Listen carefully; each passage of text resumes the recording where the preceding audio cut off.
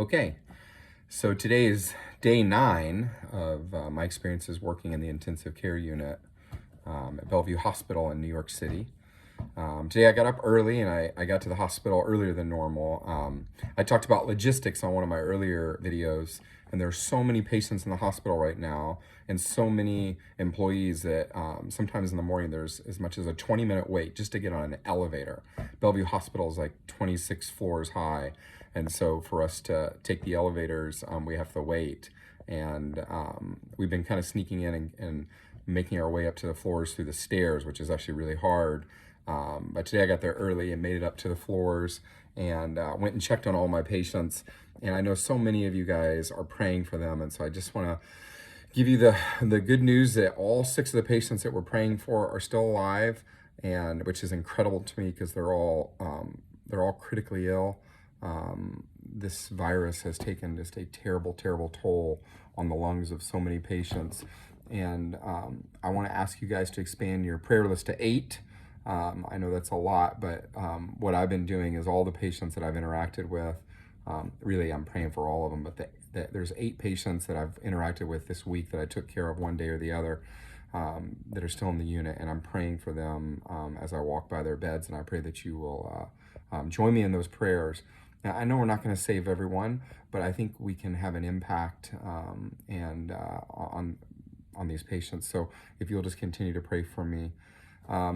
I posted a video earlier today of a news segment that Fox 10 did, and it was really nice. And I put on my post earlier, I'm really not comfortable getting a bunch of attention during such a terrible, terrible tragedy. But I feel like some of these videos are encouraging to you guys, and so I keep doing it.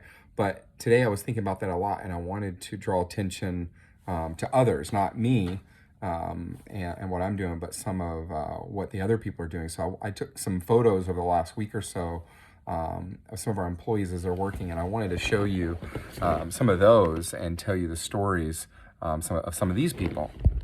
So this first photo is a photo of Ken Sutton, one of my mentors, who's one of the smartest anesthesiologists in the world, one of the smartest intensivists. Here he is in the war room, kind of holding court and teaching and talking to residents. And you can see all the notes on the background and all the different patients we have. It's such a insane thing, but Ken Sutton has been such a blessing in my life.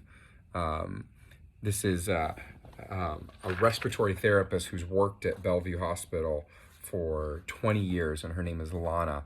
And I talked to her today and watched her work, and she would go in and suction out each of the patients. And every time she does that, there's secretions that go into the air, and she's putting herself at risk, but she does that to save their lives. And I asked her about it afterwards, and she said she loved her job, and even more so right now in the midst of all this, that she had the chance to save people. This is a guy named Chris from Oklahoma. I went to OU Medical School, so Boomer Sooner. This guy flew out to help and be part of all this, and he's a nurse, and he had really cool gear. I told him I liked his mask, and we had a good laugh about it, and we talked about Sooner football, but this guy's out here fighting the good fight with us. This is Chris in the room tending to a patient, and such a tender spirit. The patients are lucky to have him. This guy on the right, you can't really see, but his name's Dave Roccaforte, who's also one of my mentors, who's taught me so much over the years about critical care. And he spends all day, every day in the unit managing these people. It's such an amazing thing to see him work and see the patients and make all the decisions. I'm going to mention him later as I talk about our teaching point today. This is another picture of Dave doing rounds just to kind of see what it looks like, through his eyes.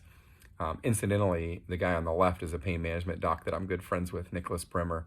We appreciate your service coming out to help too. Nicholas was with the Navy and came out to help us at Bellevue, and so it was great to see him today. And what a special, sweet soul this is. This is Anna Strofsky, who's actually the chief of ophthalmology at NYU. And in the middle of COVID, she's not doing much surgery. And so she took her amazing skill sets and put them to use helping people. So she's the one that helped me become a volunteer at Bellevue. She greeted me when I came. She helped set everything up and make sure that I had a place to stay. And then what I found out is she's also behind the scenes doing stuff to encourage the staff. I'm going to let her tell it to you in her own words. Tell me a little bit about what Magic PPE is. So my children, Sam and Ari, are 4 and 6 years old. I asked my husband and my nanny to take them up to the country about 6 weeks ago. And so while they were up there, they decided that they wanted to make me some necklaces that would protect me from the bad bug. And so they have some beads, and they've been making this magical PPE. And they made initially maybe 20 of them for my ophthalmology department, and I gave them out to the doctors and everyone loved it. And then they made more, and so we gave it to some docs in the ICU and some nurses, and the CMO, Nate Link, he has one, and most of the heads of most of the departments wanted one too. So on top of our N95 masks, we also wear Magic PPE for extra protection. How many? So that was pretty awesome hearing her talk about Magic PPE. Overall, today was a very good day. I mean, we helped a lot of people. We didn't lose anyone in the unit, at least on our side of the unit, and made a difference. I talked to lots of family members, and prayed with some family members, and just did the best I could to encourage and keep our patients alive, which we did. But if I'm honest, today was the first day that I felt scared. Several people have asked me, are you scared? And I've said, nope, I'm not scared. And I generally have not been scared. I've just kind of felt like God told me I should be here, and so I'm here. But I went with one of my mentors downstairs to meet an old teacher who was an anesthesia attending, and he contracted COVID. And when he came in to see us, he looked so sick. He looked terrible. And we were checking on him to make sure that he was okay. And the look in his eyes, he looked afraid. And it made me afraid. And we talked to him, and he was so nice to me and remembered me from 15 years ago. And the whole conversation, I felt like my heart was racing and beating faster and faster. And I went upstairs, and for the first time I started thinking like, oh man, what have I got myself into? Probably a third of our department has got COVID, and 50% of the residents. And then my heart was beating, and then I ran into one of my old friends who just made the comment, oh yeah, we're working on a COVID positive unit. If we haven't got it already, we're definitely going to get COVID. And then I started feeling more anxious, and I started thinking and questioning myself. And this went on for maybe like 30 minutes.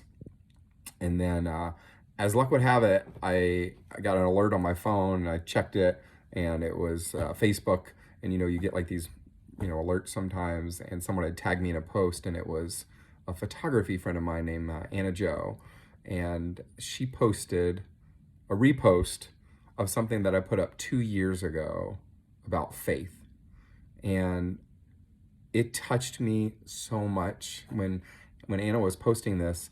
I don't think that she knew that she was probably posting it for me. How ironical is this, that she would post something that I posted 2 years ago, that in that moment calmed my spirit. And I want to show you the picture in the post and tell you what she said. So this is a picture that I posted 2 years ago, and it was a little girl in a zoo, and there was a lion, a massive lion, as you can see, and he started roaring. And if anyone's ever been around a lion roar, in Africa, a lion roar you can hear for 5 miles. And the lion started roaring and roaring, and everyone froze, afraid, except for one little girl. And this little girl walked over, and she put her hands on the glass.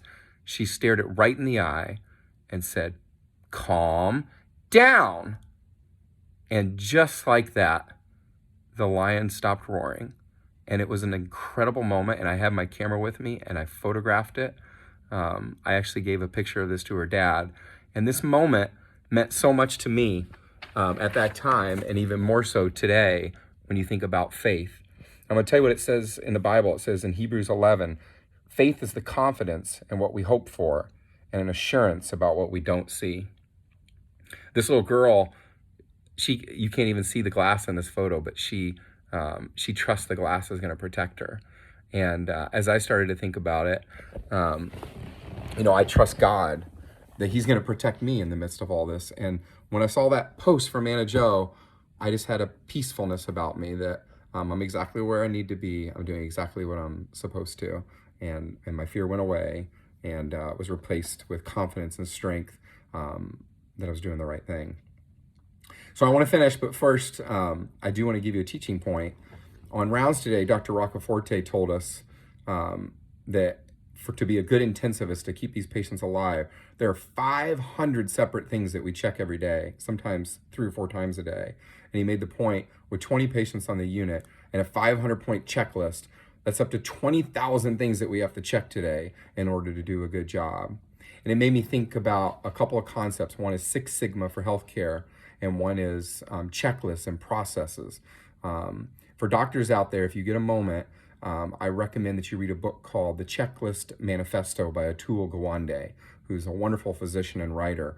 And what Dr. Gawande talks about in his book is the importance of checklists and processes and checking things and double checking things, and how that leads to better outcomes. Just as an example, when we do a timeout in the OR, if we just went in and did cases willy-nilly, we'd probably have 1 error every 30 or 40 cases. But by doing our timeouts and going through a specific process, we can eliminate that down to maybe 1 in 10,000 errors. And so that's basically what we have to do in the unit to keep people alive, is we have to have a checklist, and we have to have a process, and we have to stick to it. So my teaching point tonight is to develop great processes and checklists. May God bless you guys and keep you safe during this difficult time, and please keep me and my patients in your prayers. Good night.